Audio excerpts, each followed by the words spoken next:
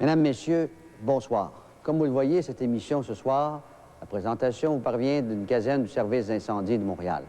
L'équipe de 24 sur 24, à l'occasion de cette semaine entre Noël et Jour de l'An, on a cru bon de vous présenter et de vous faire connaître un peu c'est quoi le travail des membres du service d'incendie de Montréal. Au cours de cette émission, vous allez peut-être découvrir, comme moi j'ai eu l'occasion de le faire il y a quelques jours, qu'il existe à Montréal un musée qui regroupe certaines pièces, regroupe un peu l'histoire du service d'incendie de la Ville de Montréal. Mais dans un premier temps, nous allons rencontrer les artisans, ceux qui vont sur les lieux d'incendie, ceux qui sont appelés à combattre des incendies.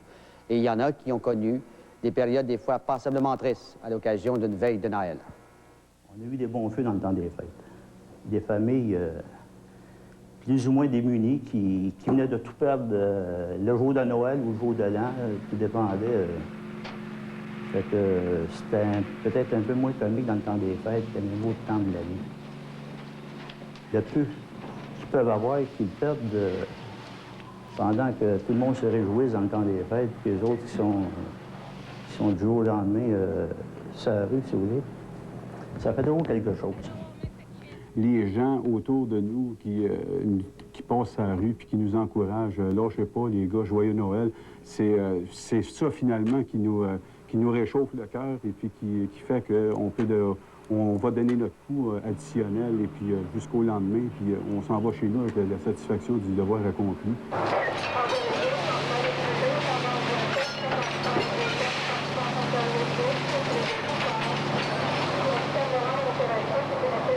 C'est l'hiver vraiment que c'est plus difficile. L'été, c'est quand même pas facile un feu toujours difficile à travailler, mais l'hiver, le froid entre en ligne de compte. Fait que tout ça ensemble, c'est pas un travail qui est simple. Quand on arrive devant le feu, on s'habille, on rentre en dedans, on travaille 15-20 minutes, jusqu'à temps que notre bonbonne se vide. Quand on sort, on est tout en sueur. Il faut enlever notre masque, enlever notre chapeau, nos gants. Là, on prend notre chaleur, ça part, puis c'est le froid qui nous attaque, là. Mais l'hiver, ça reste l'hiver, c'est une saison spéciale. Une saison spéciale, combattre le froid, le vent, puis t'es pas à l'aise non plus. Tu pars de 80 degrés dans le poste, puis tu t'en vas à moins 25, moins 30. Hein. C'est pas gai.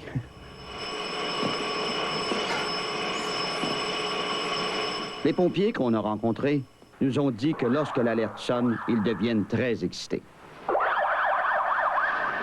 Dépendamment du moment, tu te sens comme un sportif qui est craqué. Moi, c'est le terme que je donne à ça. T'es plein d'adrénaline. Je viens de commencer dans le job, ça fait pas longtemps, fait que je suis prêt à aller au feu. C'est pas la peur, c'est plutôt... souvent, quand on attend, on regarde les cartes, puis on se dit, bon, on s'en va en troisième ou en deuxième. C'est plutôt... c'est banal, mais on est plutôt content. On s'en va. On est content, c'est comme l'adrénaline, t'es excité, tu t'en vas rejoindre un feu, puis t'es excité. Tu veux y aller, puis tu veux aller faire de ton mieux là-bas. C'est pas de la peur, non. C'est plutôt de l'adrénaline, tu veux aller combattre. Le combat, c'est sophistiqué un petit peu, là. On dirait qu'on est plus équipé en équipement puis en stratégie, là. On s'améliore. Même avant, il y a 12 ans, on n'avait pas d'appareil respiratoire, fait que on rentrait peut-être moins profondément dans le bâtiment. Aujourd'hui, avec les appareils, on va partout. C'est peut-être aussi dangereux qu'avant, sinon plus. On a une idée à peu près comment est-ce qu'un aveugle peut vivre quasiment tous les jours. On voit rien. C'est la seule communication qu'on a avec l'environnement, c'est les mains. C'est juste les mains. Puis l'imagination de où est-ce qu'on peut se situer avec l'expérience un peu. On se dit, bon, ben on doit être dans tel appartement. Puis on imagine à peu près comment est-ce qu'un appartement peut être fait. Étant donné que c'est la première fois qu'on rentre là, on peut juste imaginer comment c'est fait.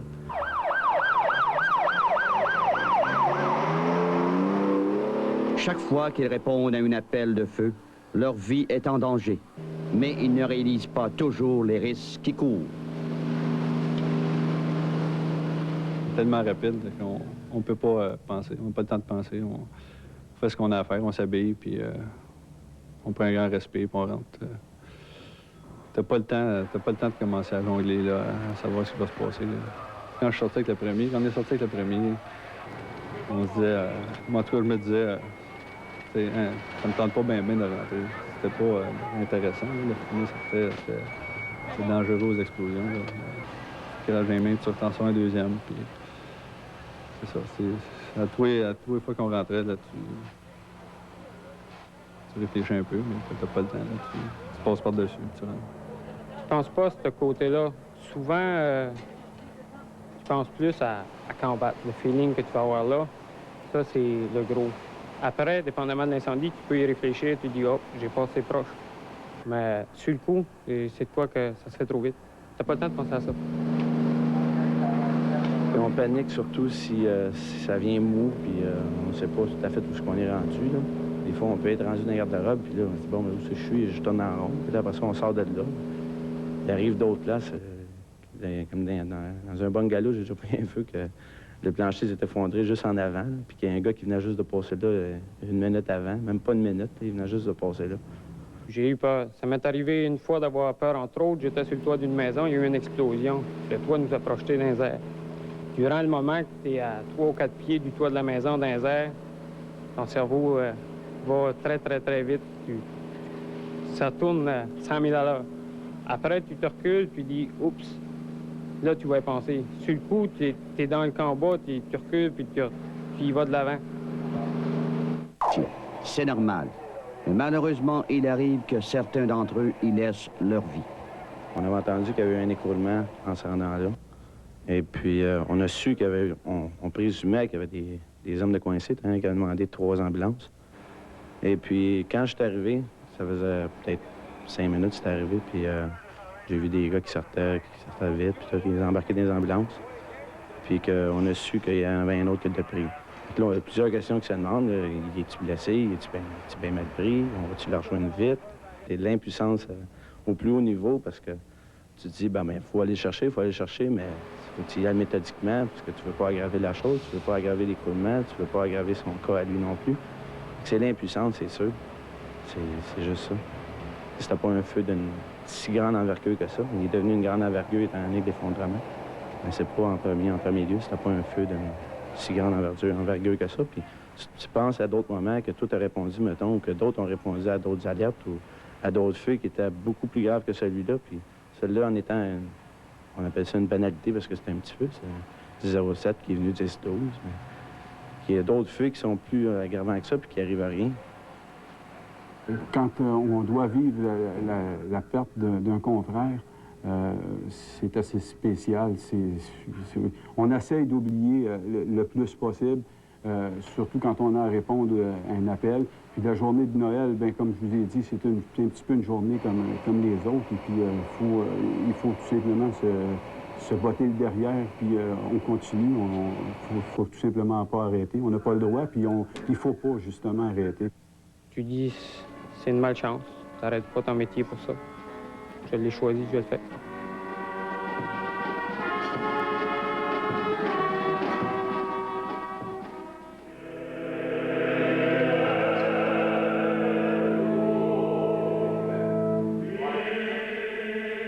Les pompiers, c'est une grande famille. Et lorsqu'il arrive des tragédies comme celle du 20 décembre dernier, leurs liens se resserrent, surtout en cette période des fêtes. Eh bien, quand on quitte la maison, qu'on voit les enfants puis l'épouse qui se préparent pour fêter Noël, puis que nous autres, on endosse l'uniforme pour aller au travail, je dois vous avouer que ça fait un petit pincement au cœur de voir tout ce qui bouge autour de nous autres. Et puis, en fin de compte, nous autres, il faut que ce soit une journée comme un autre. C'est une journée de travail comme un autre. Et puis, c'est bien sûr que le lendemain, on peut fêter parce qu'on a un petit laps de congé entre 2 chiffres, mais c'est assez difficile, je dois vous l'avouer. Il y a 30 ans, c'était sensiblement, j'imagine, la même chose qu'aujourd'hui. C'est comme un party de famille en caserne. On travaille avec un groupe d'hommes durant toute l'année, puis c'est toujours la même chose, c'est une famille. Puis on en profite pour se faire du fun dans le temps des fêtes. Les premiers Noël, ça fait drôle, mais en 12 ans, j'ai peut-être travaillé 8 années dans le temps des fêtes. on s'habitue, on est comme une famille ici. Ces gens-là aiment leur métier. Le sapeur Jacques Lévesque nous parle de son meilleur souvenir. C'est quand mon fils est rentré pompier. Oui. C'était mon plus beau souvenir. Puis j'espère qu'il va en avoir un autre beau souvenir parce que mon deuxième fils, il étudie présentement pour être pompier. Il va sans dire que le travail premier des pompiers de Montréal, c'est d'éteindre des feux. Il y a des gens qui nous regardent ce soir qui ont peut-être eu la vie sauve grâce à l'intervention des pompiers sur des accidents graves. Entre autres, ce genre d'appareil, ce qu'on appelle les mâchoires de survie, ou ce genre d'appareil, ce qu'on appelle ciseaux. La jeune fille, la passagère en avant, elle n'était pas tellement prise, elle. Juste un petit peu les jambes. Le passager arrière, lui, il était coincé entre le siège et la portière. Puis la conductrice, elle, c'était le volant, là, le siège, puis elle était pris entre son volant et son siège. Le pompier Réal Bélanger se souvient de cet accident comme s'il s'était produit hier. Il n'a rien pu faire pour la conductrice qui est morte sur le coup. Toutefois, grâce aux mâchoires de survie, il a extirpé des débris 2 des survivants de l'accident. Pour commencer, on a découpé les poteaux qu'on appelle là, du toit, là, pour pouvoir ouvrir le toit. On relève le toit à ce moment-là. C'est beaucoup plus facile, on peut pénétrer par le dessus dans l'auto. On écarte la colonne de direction pour pouvoir dégager. On coupe les sièges pour pouvoir retirer les sièges, pour pouvoir complètement sortir la personne sans avoir à la forcer pour la sortir de sa position. Le lieutenant Jean-Guy Lucier était sur place pour prêter main forte à ses collègues. Parce que des fois, c'est assez embêtant, ça crie, ça saigne, c'est assez impressionnant, mais par contre, il faut mettre ça un peu de côté et penser juste à ce que nous autres on fait. C'est quoi qu'il faut ouvrir, c'est quoi qu'il faut couper. Faut pas s'occuper vraiment de ce qui se passe parce que c'est vraiment c'est touchant un peu.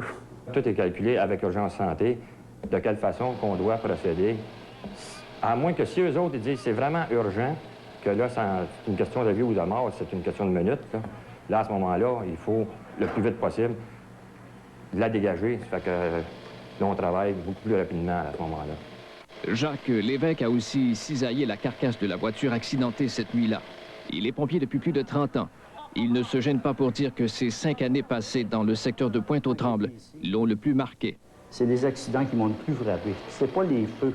Les feux sont plutôt rares. Puis, étant chauffeur d'appareil, j'ai eu l'occasion de pas mal toutes les voir ces accidents-là courir. Et puis, je vous dis qu'on a eu des belles. Moi, j'ai pas vu encore une personne qu'on ne pouvait pas sortir avec ça. On réussit tout le temps à découper pour se rendre jusqu'à la personne. C'est pas arrivé une fois encore qu'on n'a pas été capable. On n'a pas été capable. Moins d'une semaine avant Noël, les 2 occupants d'une petite voiture sont allés s'enrouler autour d'un poteau à l'angle des rues Delormier et Saint-Antoine. Et quelques minutes plus tard, les pompiers arrivaient avec leur décarcéreuse. Évidemment, il y a un minimum de stress au départ. Mais il s'agit de bien le contrôler. Si nous, on commence à être nerveux, comment le patient va se sentir à l'intérieur, comment les gens d'urgence santé vont se sentir. Et quand le patient est conscient, en lui expliquant tout ce qu'on fait, les sons qu'il va entendre, et toujours embrassant le moins possible le véhicule. Alors donc, il faut rassurer en tout temps le blessé. C'est la chose primordiale à faire pour que celui-ci se sente très, très à l'aise. Parce qu'il ne faut pas oublier que l'onde de choc, quand on travaille, le blessé le sent 1000 fois plus fort que le coup qui est donné. Le premier passager ayant été rapidement extrait de l'amas de ferraille, les pompiers ont mis 1 heure pour dégager le second. On se sent drôlement bien. On se sent soulagé surtout de l'avoir sorti sans aggraver les blessures probables. La clé du succès pour les pompiers, peu importe un accident d'automobile ou un incendie, c'est le travail d'équipe. Chacun a un travail précis à faire, chacun aide l'autre, chacun voit des choses différentes. Donc, c'est très important d'expliquer à celui qui travaille avec l'outil tout ce qu'on voit. La décarcéreuse n'a malheureusement pas toujours existé. Il n'y a pas si longtemps encore, les pompiers devaient presque utiliser tout ce qui leur tombait sous la main pour espérer sauver des vies. On prenait la masse, une pince à carrier, une pince Monseigneur, on avait un zip-gun, on avait un tire-fort. C'est toutes sortes de petits outils qu'on avait, là, qu'on pouvait essayer de travailler avec ça. Mais c'était pas ce que c'est aujourd'hui. Ça pouvait nous prendre, mettons, 30 minutes de dégager une personne. Aujourd'hui, ça va nous prendre 4-5 minutes de dégager une personne. Fait que c'est pas tout à fait la même chose. On pouvait... C'est regrettable, il y a peut-être arrivé à certains cas que ça a peut-être aggravé les cas à ce moment-là. C'est pour ça qu'aujourd'hui, les pinces de survie, c'est une nécessité. On ne pourrait plus s'en passer.